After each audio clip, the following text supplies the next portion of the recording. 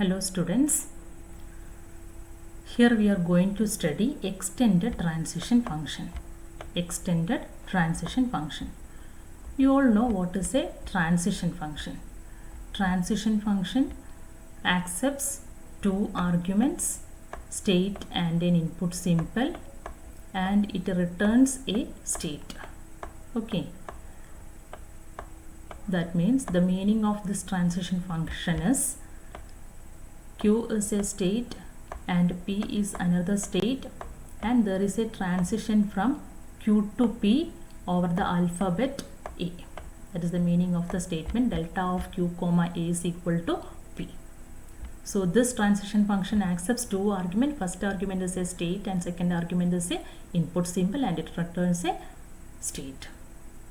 Extended transition function means extend the transition function delta to apply to a state and a string rather than a state and a symbol. That means instead of using this input symbol, here we apply a string. Okay, here we apply a string. So when you apply a string here, Q comma W, instead of Q, A, it becomes W. W is the string. So the delta becomes a king. So we put a hat to that king, delta. Okay, cap or a hat. King always take care of more than one people, a crowded people. So in this case, W is a group of symbols. Okay, not a single one, it is a group of symbols. So this king should manage this group of symbols. But delta is a normal person. He manages only a single alphabet. Okay, and this function also returns a state. Okay, so what is the meaning of this statement? There is a transition from state Q to state P over the string W. Okay, transition is labeled by W. So here we cannot draw a hard line between Q and P because here it is a W, treats the string W. That means there are number of states in between Q and P. For each input symbol, the state changes from one state to another state. Okay, so we draw a dotted lines from Q to P. That means there is a path. There exists a path between Q to P labeled by W. That is the meaning of this statement delta cap of Q comma W. There is a transition from state Q to state P over the path labeled W. Okay, so we draw a dotted lines from Q to P. That indicates there exists a number of states in between Q and P. Okay. Then next we have to discuss what is the mapping function. In the case of a delta, you know the mapping function is Q cross sigma to Q. Q cross sigma to Q. How can you obtain this mapping function? First argument is a member of state. So here first becomes Q. Here the second argument is a member of input symbol. So here second one is sigma. So we can take any combination of Q cross sigma. And it returns a next state. It is a member of Q. Okay. So in the case of extended transition function, only change in the case of the second argument. Here second argument is W. W means a group of symbols. Okay, if sigma is the alphabet, you can construct any string using the alphabet using the alphabets in sigma of any length, and all the strings of any length can be represented as sigma star.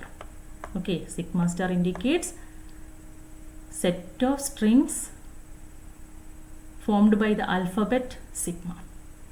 Okay, set of all strings of alphabet sigma. It may be any length.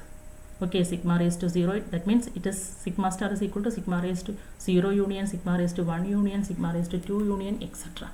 String may be of any length. So the mapping function is Q cross sigma star to Q. Q cross sigma star to Q, where first argument is a member of the state, second argument is a member of sigma star, and the output is also a member of state. Okay, so the transition function delta cap map from Q cross sigma star to Q. Okay, Then delta cap of q comma w means w equal to p means there is a path in the transition diagram from q to p labeled w. P may or may not be a final state. Okay, consider one example. Take this finite automata. This finite automata has 3 states, 2 input simples. The 3 states are q0, q1, q2, 2 input simples 0 and 1, and in one initial state q0 and the one final state q2.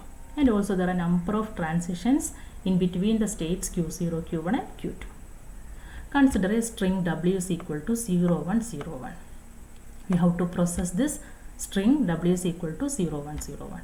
Okay, so we can write it as delta of, we always start from the initial state. Here the initial state is q0. From the state q0, start to process the string 0, 1, 0, 1. Okay, that means this one, delta cap of, here it is a string, so this delta becomes delta cap. Okay, delta becomes delta cap. So we can write delta cap of q0 comma 0, 1, 0, 1. So to process the string, we take each input of the simples one by one from left side. That means first we process this input symbol 0. From the state q0, it reads the input symbol 0. It goes to the state q0. Okay, so we can write it as delta of q0 comma 0. Okay, you know delta of q0 comma 0, from the state q0, it reads the input symbol 0. It goes to the q0 itself. Okay, that is, we get this delta of q0 comma 0. Then from the state q0, here the output is q0. Then from the state q0, it reads the input symbol 1. So this is the state. It returns this one returns q0 itself. So from the state q0, it reads the input symbol 1. So we can put a delta here. Okay, that means state q0, it reads the input symbol 1. It goes to q1. So the output of this one is q1. Okay. Okay, so from state q1, it reads the next input symbol q0. That means comma 0. So this one is the first argument, state. So we put a delta here. Okay, that is this one, delta of q0 comma 0 comma 1 comma 0. Again we have one more input symbol 1. So this one is the state comma 1. Then put a delta here. Okay, that means we get the equation like this, delta of q0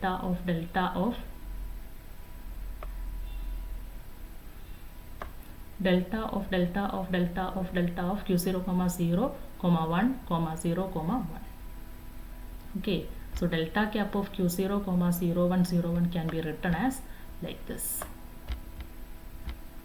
This is equal to delta of q0 comma 0 comma 1 comma 0 comma 1.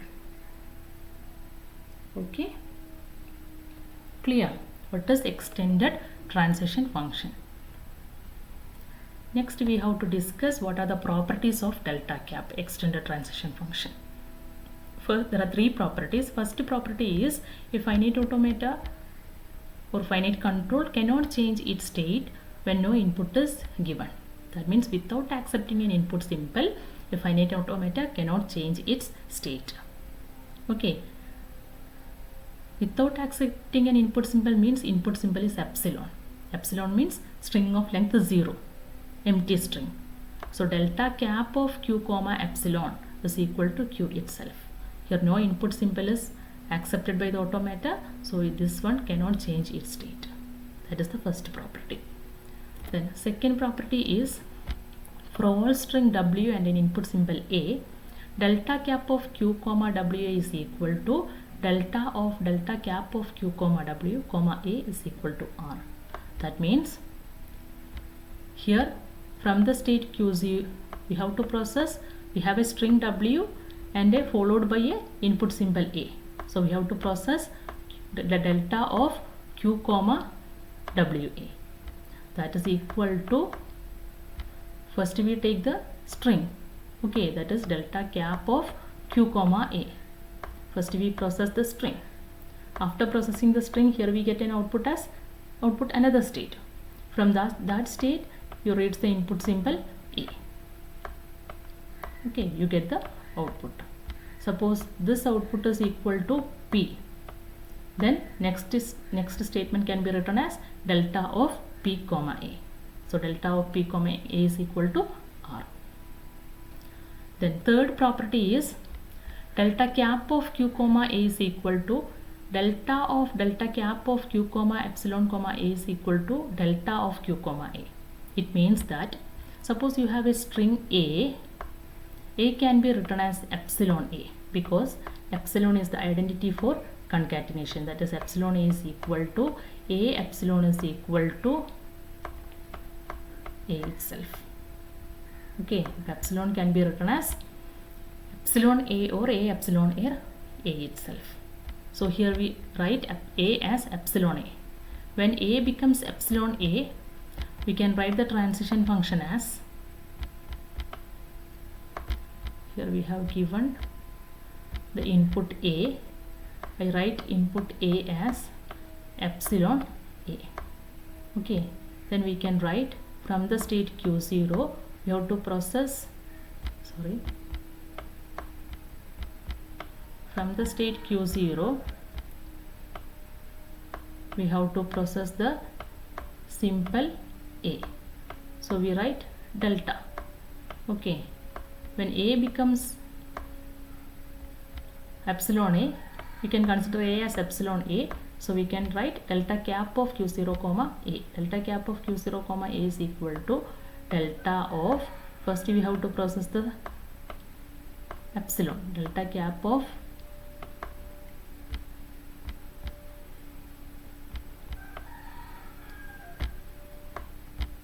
that is delta of q comma epsilon a is equal to, first we process the empty string, that is delta cap of q comma epsilon. Okay, and delta cap of q comma epsilon, from the property 1, this one is equal to q itself. Okay, so we can write next as delta